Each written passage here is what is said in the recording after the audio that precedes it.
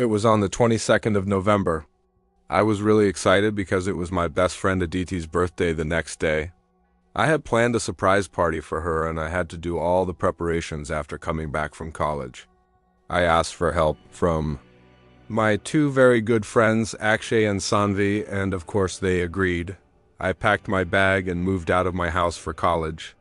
I told Akshay and Saanvi to keep their mouth shut in front of Aditi and not to utter even a word about the surprise we had planned for her. While we were in college, we decided to invite a few friends from the college itself. We made a list of the people we had to invite, and while we were doing that, Aditi approached Akshay and asked, "Hey, what are you doing in the evening?" Akshay replied, "I have to go somewhere." And then he winked at me and I gave him a thumbs up.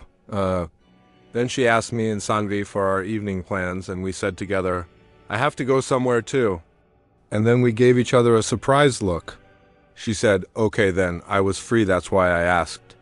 Then she left and it felt queer because she did not ask what we were doing, but we continued with our work. After a few hours of college was over and we directly went to the place I had rented for the party, we all started doing the work. Akshay placed an order for the cake and other snacks. Saanvi started with the decorations and I started calling the people we had to invite. We were done with our work and it was 7:30 and we all had to leave. Because it was quite late and our parents were getting a bit worried, thankfully we had completed the work. We took an auto and I dropped both of them when they left. I was still thinking about the incident that took place in the college. I still found it queer that Aditi did not even ask what we were doing because she was the most bright-eyed and bushy-tailed person in our group, but I still ignored it. I reached home and my mom asked, "Where were you?" I told her about the surprise we had planned. Then I had dinner and I went to my room. I thought I should call Aditi and ask her what happened to you, but I didn't, thinking it was just a bad day. I completed some of my homework and went off to sleep because I was knackered. I had set an alarm for 12 a.m. to wish Aditi. My alarm rang and I woke up in a hurry thinking that I am late for college, but then I realized it was just 12 o'clock and I had to wish Aditi. I called her, but she didn't pick up. I called her 4 to 5 times, but still, she didn't pick up. I got apprehensive and thought I should call her mom, but it was midnight, and I thought it's not right to do so, and I slept off. When I woke up the next day, I was elated. I quickly got ready for college and was thinking if I had missed out on something, but I hadn't. I reached college and I was a bit late. Akshay and Saanvi were already there waiting for me on the college gate. Saanvi asked, "What happened? You're late?" I answered, "Yep, actually I couldn't find an auto." Then we entered college and waited for Aditi on the spot we all used to meet. After 10 minutes, Aditi arrived and she looked jovial. I was relieved. We wished her and told her that we would be taking her somewhere in the evening. She got curious, but of course we didn't tell her about the surprise. After college, we took an auto and blindfolded Aditi. After 20 minutes, we reached the place and took her inside. We removed her blindfold and she was flabbergasted and ecstatic. Everyone there looked happy except Aditya. He was a friend of ours and a very good student at the college. When I saw him, I went up to him and asked, "Is everything okay?" He answered, Yes, everything is okay." Then I moved on to meet our other friends. Being an overthinker, I was still thinking about Aditya, but I couldn't do anything.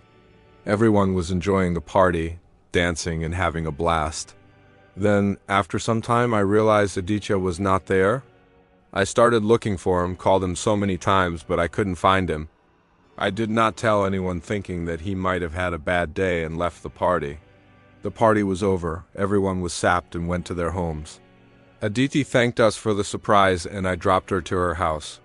I reached home, jumped into the bed and dozed off. The next day I woke up late because I was exhausted last night and hurried to college.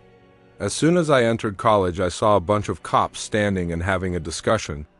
I asked Akshay about it and he told me that Aditya had been murdered. I was scandalized upon hearing it and kept thinking about the previous night. When the police came for interrogation, I thought it was important to tell what happened last night. Then they asked for the list of people who were present at the party and I gave them the list. After interrogating everyone, they found out Saanvi had not come to college. We were surprised too. The police visited her house, and she had left the house early in the morning, telling her parents she is going to Pune for some work. The police started suspecting her and asked us about her as we were her best friends. We told them that she was a very nice girl and she couldn't murder anyone. They started searching for her and alerted the Pune police. They sent them her photo and all the details. After 2 days, they finally found her. She was being interrogated by the police, but she kept saying she did not murder him. The police also tried to find evidence against her, but they also found nothing. The case went on for about 6 to 7 months. There were new suspects every time, but no strong evidence. So finally, the police had to give up and close the case. Nobody was happy with the decision, especially his best friends, except I was relieved.